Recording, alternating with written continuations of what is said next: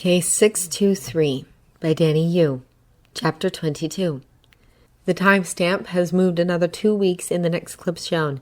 Initially, there's no great change. Sure, the asset's eyes are disturbingly alert, but then he has been out of cryo for longer than he has ever been since the initial programming and training. There's a flash of indiscernible emotion on his face, something caught somewhere between rage and sorrow. For a moment, all that shines through is tenderness beyond what anyone would have ever expected of an emotionless weapon. His flesh hand caresses his own belly, but the slightest bulge has become visible. Then determination takes over. He pulls back his metal arm and slams his fist hard into his own abdomen. All through the videotaped room, red lights flash. There's no audio in this part of the video, but anyone can look and imagine the blaring alarm. The scene fades away.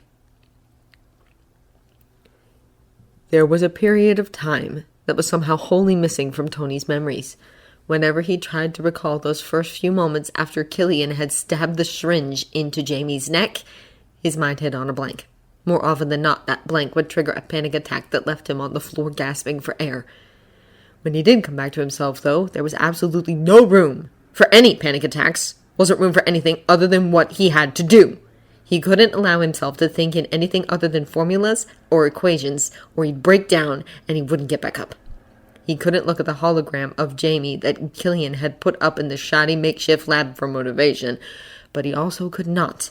Watching Jamie writhe and scream in pain made Tony want to die to take his place. Anything! It made him feel useless, utterly worthless in a way he never had before. Fucking impotent. What kind of a father could have let something like that happen to his child? Watching made it so damn hard to breathe. Tony came close to passing out more than once. Not watching made him feel like the scum of the earth because if he could do nothing else, the least he owed his brave, wonderful son was to bear some kind of fucked up witness to his suffering. He was guiltfully grateful that there was no audio link.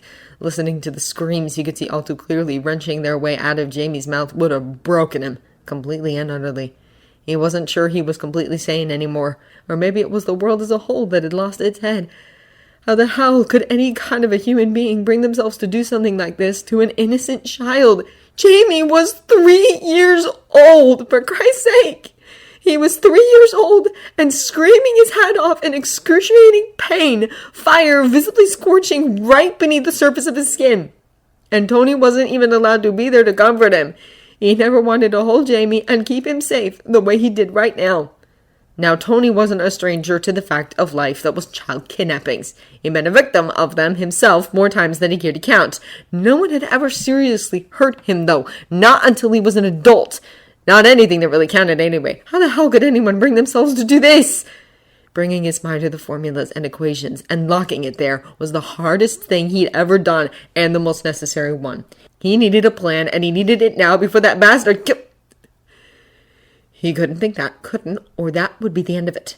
He brought the basic formula up onto the networkless fucking bastards computer he'd been given access to, worked through the numbers with a fevered kind of desperation he hadn't experienced in his life, even when the palladium was killing him.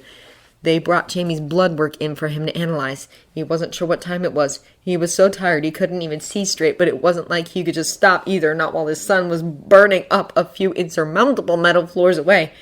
The blood was unlike anything he'd ever seen. There were similarities to what little information he had about Steve's blood, but it was completely different all the same. This was painfully unstable, like water dripping towards a lump of magnesium, and no! Was this how his parents felt those times when he had been kidnapped as a kid? Tony wasn't sure he was doing them a major disservice by thinking not. Maybe he wasn't giving them the credit they deserved. He knows his mother had to have been worried sick. Maria Carbonell Collins Stark had loved him. Through her hazes of pills and alcohol and depression, she'd loved him in her own way. Howard he wasn't so sure about. Howard had implemented the policy about never negotiating with kidnappers. Tony wasn't sure if that had been to protect him or to protect S.I. He knew that right at this moment. He'd give everything he owned if he could just have Jamie safe and healthy in his arms. His mind was running round and round, and focusing was getting so hard he could have sobbed with it. Plan. He needed a plan. Okay. What he needed first was a clear objective, and that one was pretty damn obvious. He wanted to get at least Jamie, and preferably both of them, out of here alive. So far, so simple. So how did he accomplish that? What were the obstacles? Jamie was hurt, and they were surrounded by fiery super soldiers on a crap-tactic boat in the middle of the ocean. Okay, yeah, reality sucked. Just when he'd been starting to think reality might be something he could live with, Christmas had been looking good this year. Shit like this happened. How could he overcome the obstacles? That was the billion-dollar or sun-saving question, wasn't it? Even with the suit, Tony wasn't sure he'd be able to hold his own against however many fucking extremist soldiers Killian had here. And if Iron Man wasn't enough, then what the fuck was he supposed to do? He glanced at the screen in front of him, felt his stomach turn. No. He couldn't, could he? There was no way he would shoot himself up with this shit, right? Right.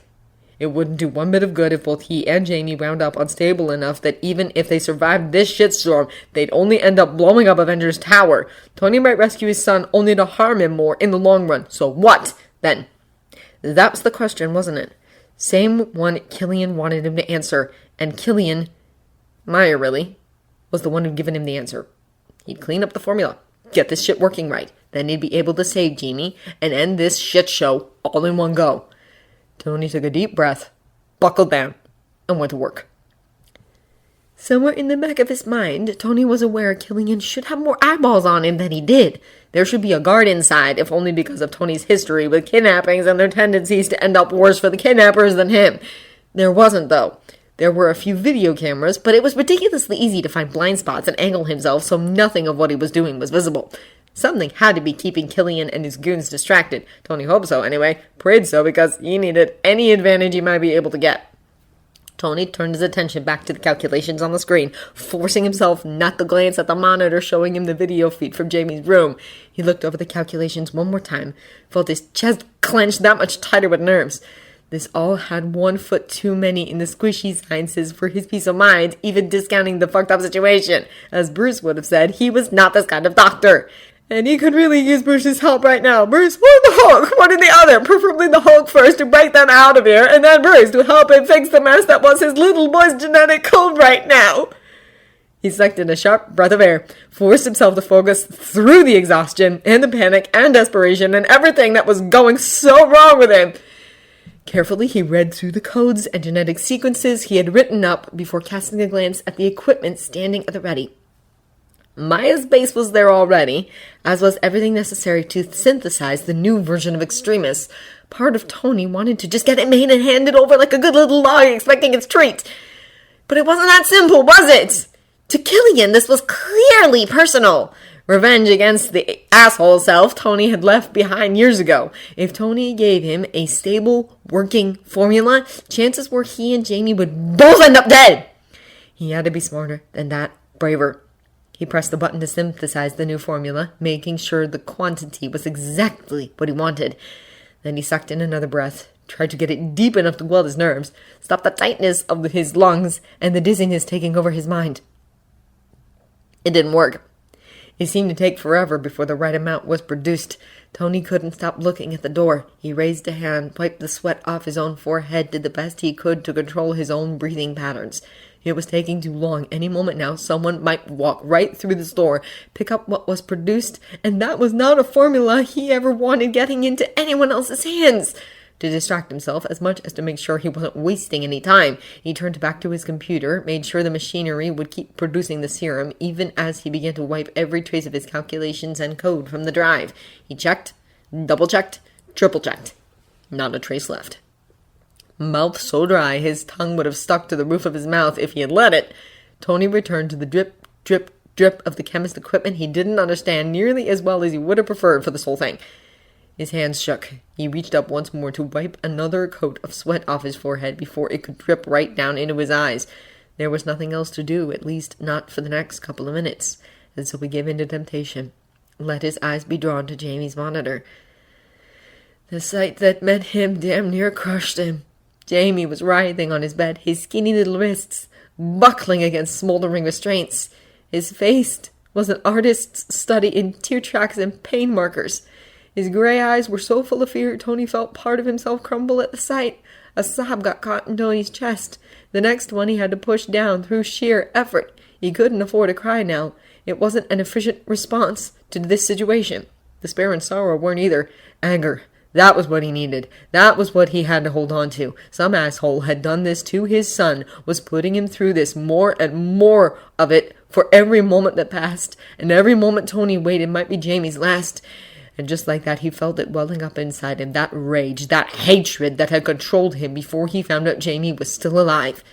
That was what he needed, and so he grasped it, clung onto it, let it cloud his vision and blur his thoughts. Gritting his teeth, he reached out with hands so steady, part of him was scared by his own control. He picked up the beaker containing the serum, measured out 2 portions, one adult-sized and one far smaller. He loaded each into a syringe and put the smaller portion in his pocket. Then he ripped off the bottom of his shirt and tied it around his arm like a tourniquet.